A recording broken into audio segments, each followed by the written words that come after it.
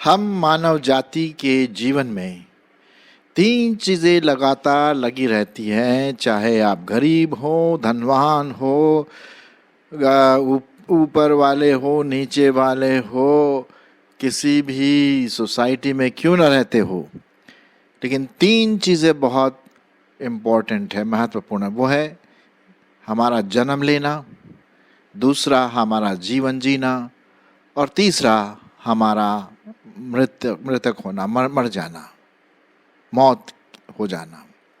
ये 3 चीज़ें हमारे जीवन में लगी रहती है।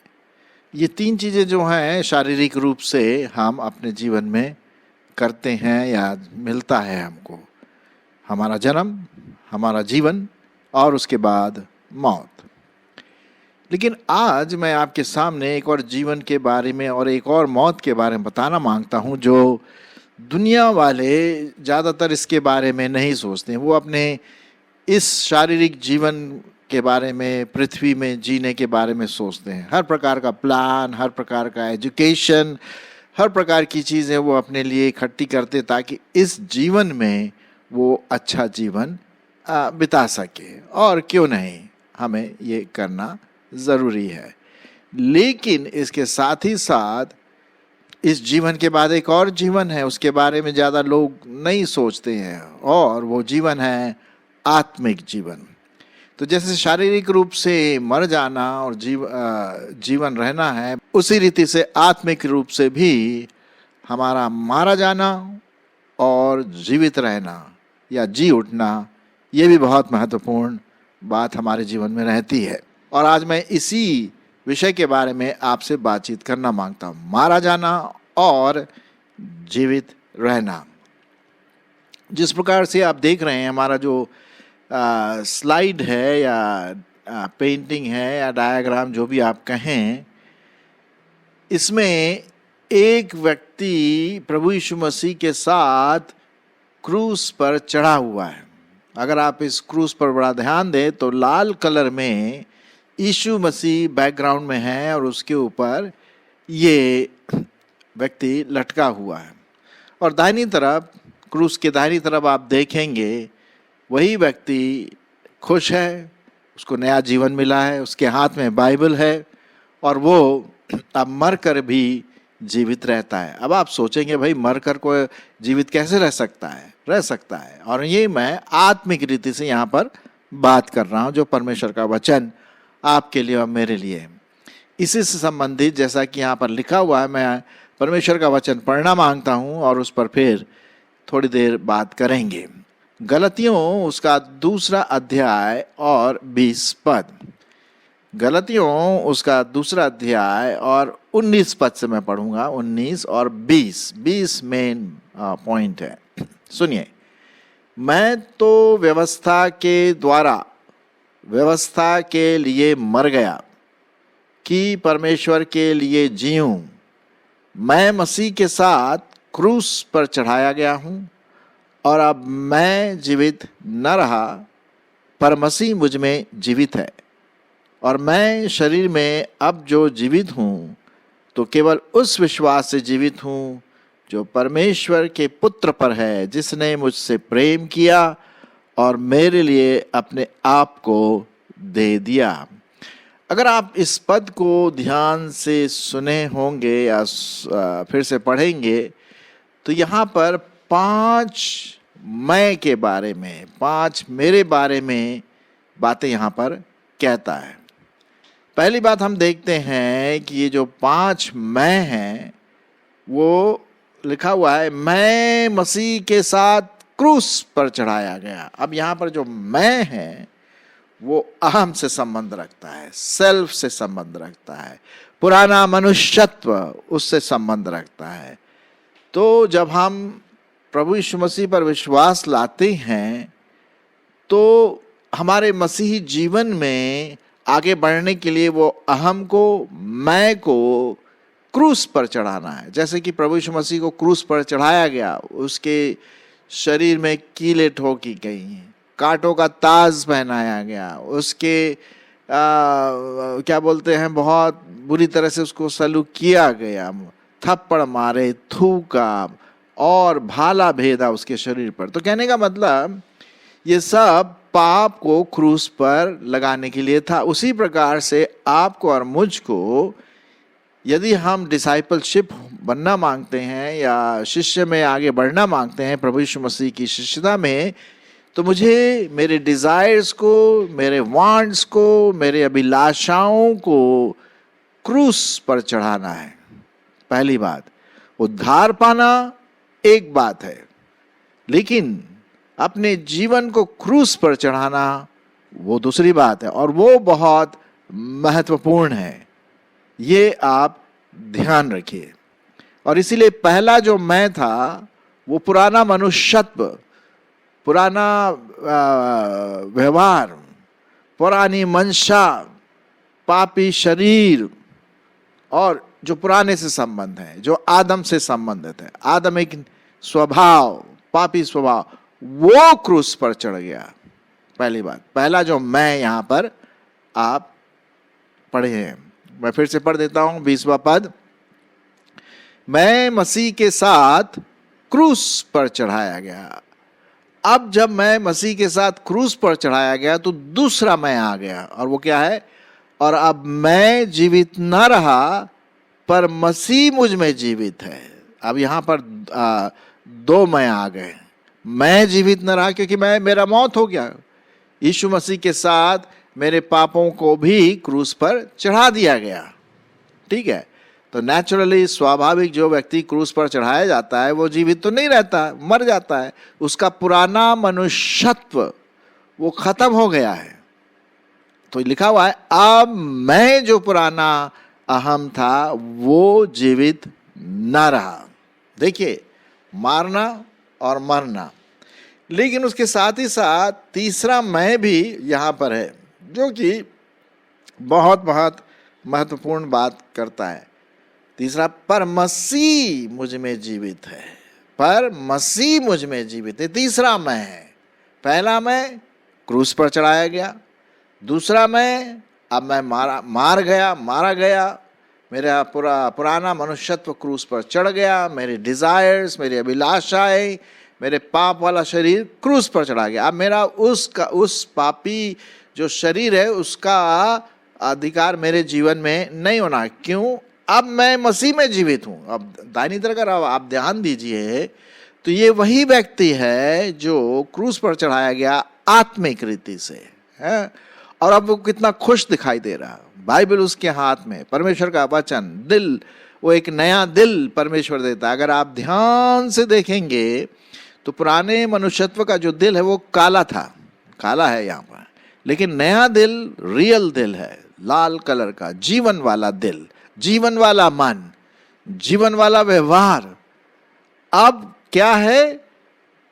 मसीह मुझ में जीवित है। ये तीसरा मैं यहां पर हम देखते हैं। ठीक है, और उसके बाद लिखा हुआ है, और मैं शरीर में अब जो जीवित हूं, वो अब यहां पर रीजन दे रहा, कारण बता रहा। अब जो मैं मसीह जो जीवित हूं, तो केवल उस विश्वास से जीवित हूं जो परमेश्वर के पुत्र पर है। कहने का मतलब यह है कि मैंने विश्वास किया कि प्रभु यीशु मसीह मेरे पापों के लिए मारा गया, गाड़ा गया और तीसरे दिन मुर्दों में से जी उठा। ठीक है, लेकिन अब जो मैं जीवित हूं, वो जो चौथा जो मैं यहां पर आ रहा है, मसीह पर विश्वास लाने से जीवित हूं, अपने आप से नहीं हूं। जो एम्पावरिंग, जैसे जनरेटर होता है ना, जनरेटर में सब भरा रहता है, डीजल, पेट्रोल जो भी है, और कनेक्शन भी लगे रहते, लेकिन वो अभी मरा हुआ है। लेकिन जैसे ही वो जनरेटर को स्टार्ट करते हैं, उसमें से इलेक्ट्रिसिटी फ्लो होने लगती और बिजली आ जाती है। ठीक उसी प्रकार से पवित्र आत्मा के द्वारा प्रभु यीशु मसीह हमें नया जीवन देता है। अब मैं मसीह के साथ क्रूस पर चढ़ाया गया और मैं जीवित न रहा, पर मसीह मुझ में जीवित है। वो मुझे सामर्थ्य दे रहा है, वो मुझे अगुवाई कर रहा मेरे जीवन में कि मैं नए रीति से, नए विचार से, नए व्यक्तित्व से, नई मंशा से, नई अभिलाषाओं के साथ अपने मसीह जीवन को आगे जीऊं। तो यही बात यहां पर लिखा हुआ है। और मैं शरीर में अब जो जीवित हूं तो केवल उस विश्वास से जीवित हूं जो परमेश्वर के पुत्र पर है, अर्थात प्रभु यीशु मसीह पर है, जो परमेश्वर का पुत्र यहां पर लिखा हुआ है। ठीक है, अच्छा, और उसके साथ साथ जो पांचवा मैं है, जिसने मुझसे प्रेम किया और मेरे लिए अपने आप को दे दिया। कहने का मतलब वो मैं, जो पांच वाला जो मैं है, उसको परमेश्वर बहुत प्यार किया अपने लिए, अपने मतलब यहां तक प्यार किया, यहां तक मोहब्बत किया कि उसने अपना जान मेरे लिए दे दिया, आपके लिए दे दिया, हम सबों के लिए दे दिया। तो ये पांचवा मैं यहां पर हम देखते हैं। तो पहला मैं जो था वो क्रूस पर चढ़ाया गया। दूसरा मैं जो है, अब मैं मरा हुआ मैं हूं, अहम वाली बात। तीसरा मैं, अब मैं जीवित हूं, जो रियल नया जीवन। चौथा वाला मैं, अब जो जीवित हूं उस विश्वास से जीवित हूं। और पांच वाला मैं, ये इसीलिए हुआ क्योंकि प्रभु यीशु मसीह ने मेरे लिए अपना जान, अपना बलिदान क्रूस पर न्यौछावर कर दिया और मुर्दों में से जी उठा। सो जैसे प्रभु यीशु मसीह मुर्दों में से जी उठा, वैसे ही हम भी आत्मिक रीति से प्रभु यीशु मसीह में नए जीवन के रूप में नया जीवन प्राप्त करते हुए जीवित हो जाते हैं। तो जैसा हमारा शीर्षक अगर आप देखें, मारा जाना, दो बातें हैं, और जीवित रहना। मेरा पुराना मनुष्यत्व तो मारा गया, लेकिन अब मैं नए मनुष्यत्व में क्या हूं? जीवित रहता हूं, जीवित रहती हूं। अब मैं इसी से संबंधित और भी कुछ पदों को आपके सामने पढ़ने की कोशिश करूंगा, जो पुराने मनुष्यत्व को और नए मनुष्यत्व को, नए विचारधारा को, नई बातों को ध्यान में लाता है। इसी का मैं आपके लिए पढ़ूंगा गलतियों 5 उसका 20 पद। 5:20 तो हमने पढ़ दिया।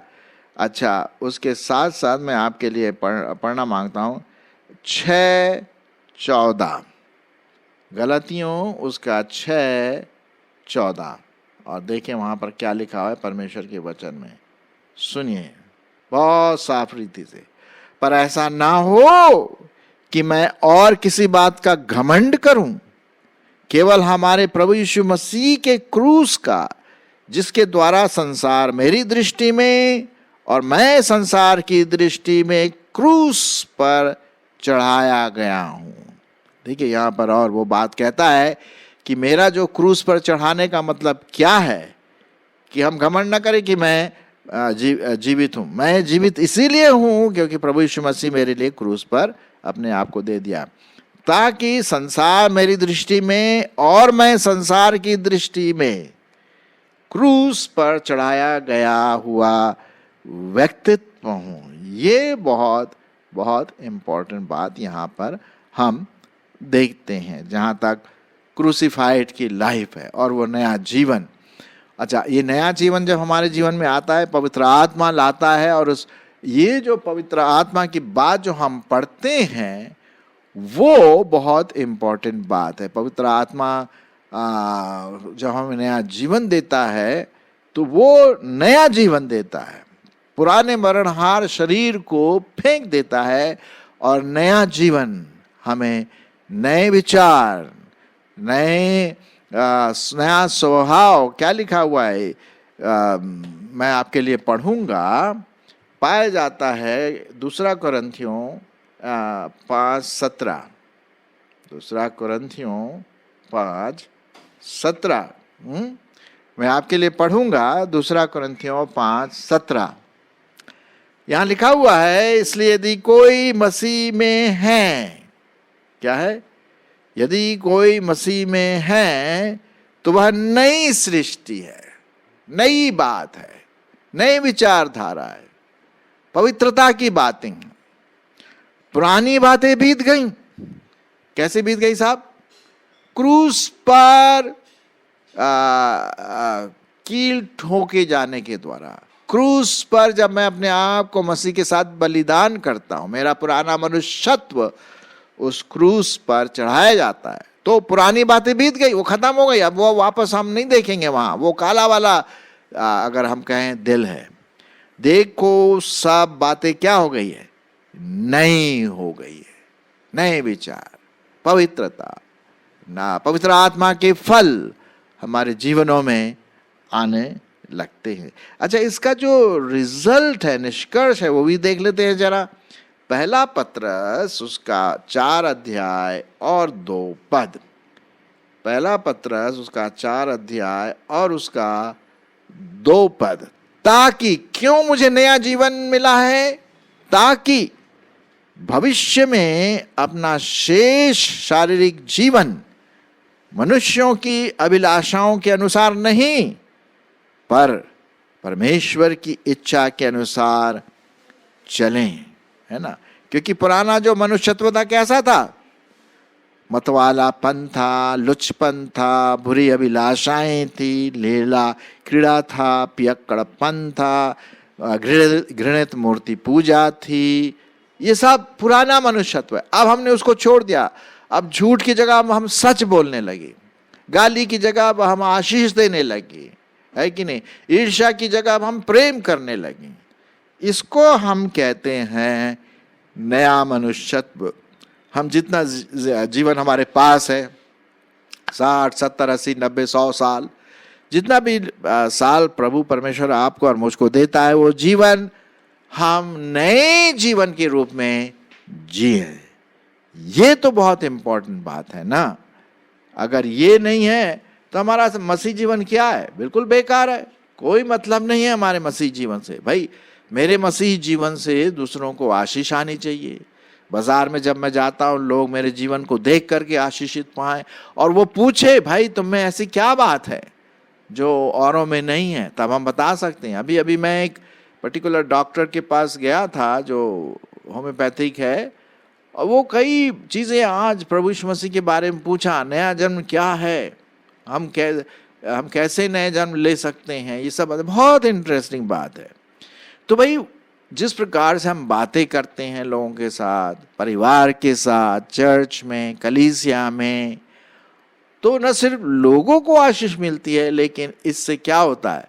परमेश्वर की महिमा भी होती है। और यही बात हम देखते हैं मत्ती रचित सुसमाचार में, वही बात देखते हैं। मत्ती उसका 5 अध्याय और उसके 13 पद से क्या लिखा हुआ है? तुम पृथ्वी के नमक हो। ये देखिए, ये नया स्वभाव है। ये पुनरुत्थान वाला शरीर है, ये जीवित वाला शरीर है आत्मिक रूप से। तुम पृथ्वी के नमक हो। यदि नमक का स्वाद बिगड़ जाए तो फिर किस वस्तु से नमकीन किया जाएगा? इसलिए है ना, हमारे अपने जीवन से हम क्या करें? नमक लाएं, स्वाद लाएं। बिना, आपको जानते हैं अच्छी तरह से, बिना नमक के तो कोई खाना खाया ही नहीं जा सकता है। फिर प्रभु यीशु मसीह ने क्या कहा? तुम जगत की ज्योति हो। नमक तो हो ही हो, लेकिन ज्योति भी हो। जो नगर पहाड़ पर बसा हुआ है वो छिप नहीं सकता।